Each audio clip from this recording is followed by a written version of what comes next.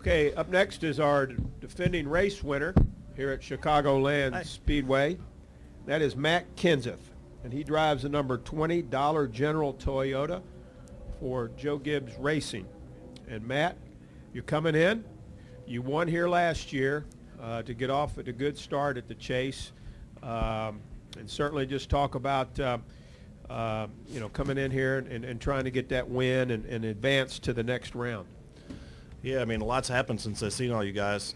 I watched half a football game and slept, so I know we've talked about this all week, but yeah, we had a strong start last year. This is a great racetrack. I love coming here, closest track to where I grew up. We had a strong start, but Jimmy still beat us in the end. So anyway, looking forward to getting on the track today and getting to work. It's been a long week and ready to get started. Questions for Matt Kenseth? Anyone? To the left, Alan. Hey, Matt. Alan Cavana, NASCAR.com. Last year in the chase, I think you had 6 top 5s, and it still, just wasn't enough to get a championship. Under this new format, would you expect that level of performance, even more so, would still be needed to be a champion? I don't really know what to expect with the new format. Again, I say this a lot, but there's no magic formula to winning it, no matter what the format is, really, because it depends what the other cars do. You know what I mean? So, last year would have been good enough if Jimmy would have ran a little bit worse, because we finished second. So I don't know. I don't think anybody knows really how it's going to work out. I think you just take it one week at a time and get the best results you can, and at the end of the day, hope that they're good enough, to get you to the next round and so on. Go to the right over here, Marty Smith. To the far right, Matt. Marty Smith, ESPN. Matt. Hi. Hey, Marty. So you don't know how this thing's going to unfold. So entering it, how do you what's your mental approach to this? How does it differ any from before? You're asking about my mental approach? Yes.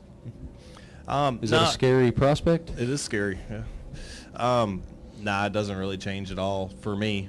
For some people maybe it does, but it's the first race of chase. I'm glad to be in it. There's never been, the reward has always been there for winning. Ever since I started racing, everything, it's the most reward is a win, and the least reward is to finish last. And I don't really feel like that's any different. So I think we show up with a mindset of trying to win. If we don't have the car to win on Sunday, we do the best we can to finish as high as we possibly can finish.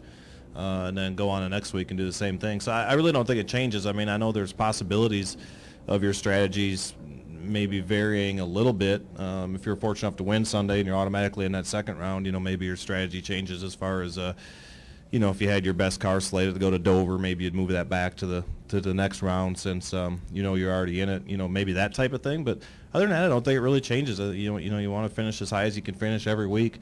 No matter what, whether you're in the chase, whether you're out, whether you get knocked out of the first round or you don't, you're still trying to finish as high as you can, for your sponsors, for your team, for your year-end point standings, because it still counts toward your points. So, I think you just take it one race at a time, do your best every week, and see where it turns out. Next up, right here, Nate. His name is Nate Ryan, USA Today. Nate Ryan, USA Today. And then Lee. Nate Ryan, USA Today Sports. Kind of following up on that. Threw that sports on the end of it for me. Yeah. That's new this year. They like it when I say that. All right. Kind of following up on Marty's question and your answer. Yesterday, there was a lot of chatter that mistakes kind of would be the key to the first round, trying to limit your mistakes. And Denny said he'd actually be watching his pit road speed a little bit more on Sunday to try to make sure that he didn't take himself out of the game. Jimmy, though, was just in here and said that that's kind of hard to do. It's easy to think big picture before the race, but once you're in the race, you're just trying to get all you can get. What's your take on that? Is there's a kind of a balance there between thinking I don't want to take myself out, but at the same time, if you overthink it, worse things could happen? Yeah, I think you do what comes natural, and you do the same things that you always do. You try to get all you can get without, getting over that edge. That's what we do every week. There's just the competition is so tough.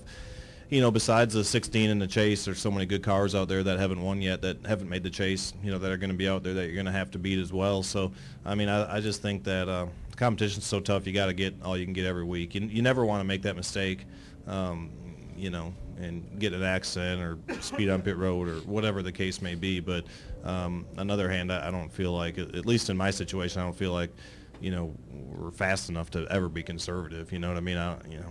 mean, if you could be conservative and you're so fast and you could win by a half a straightaway instead of a straightaway, okay, but you can't be conservative and run, 16th or 17th instead of, wherever you're going to finish. So I think you get all you can get all the time, without obviously trying to make a mistake. We'll go right here to Lee and then to Stan. Lee Spencer, Motorsport.com. Talking to your peers yesterday at Media Day, they said that among the trash talkers, you took the cake. What makes good rapport between drivers as far as, kind of needling each other? That's weird. I never knew that or ever thought of that, so I don't even know where to answer that one. I don't think I ever talk trash. I don't think I ever have. No teasing, no nothing. Well, teasing or having fun with people that are your friends is way different than trash talking in my mind, so I don't think I'm a trash talker at all. Let's go to Stan, far left. Stan Creekmore with CompetitionPlus.com. Matt, same question I asked Jimmy, basically. If you can make it to Homestead, which three drivers do you think would give you the best opportunity to win the championship as competitors, and which three do you think would truly be there with you, running for that championship? I have no idea. I mean, there's, I think all the cars in the chase are good cars, good teams, good drivers, or they wouldn't be in it. Nobody knows how this is going to play out, who's going to get eliminated, who's not, so, I mean, I don't know. I mean, I feel like you've obviously had to go through the 48, to win races and to try to win championships here for the last, whatever it's been, 8 or 9 years, whenever he won his first one. So, obviously if something happened and they got eliminated, you would feel like it's a little bit more open just because they're able to step up when the pressure's on every year and when it really counts and be able to, pull through and win that championship more times than not. Good time maybe for one more question. Anybody else have a question for Matt Kenseth? I think that's it, Kerry. I think they're all questioned out. I think that's a wrap. Matt, appreciate you coming in, and good luck. We certainly wish you a lot of luck in the chase. All right, thank you. Thank you.